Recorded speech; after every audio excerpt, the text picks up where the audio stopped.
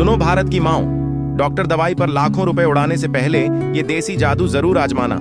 ठंड के मौसम में बच्चों को सर्दी खांसी पकड़ ले तो घर का चैन खत्म हो जाता है, पर आज का ये नुस्खा सच में जीवन दान है। बस थोड़ी सी मोमबत्ती लो, छोटे छोटे टुकड़े करके पिघलाओ, उसके धागे भी डाल दो।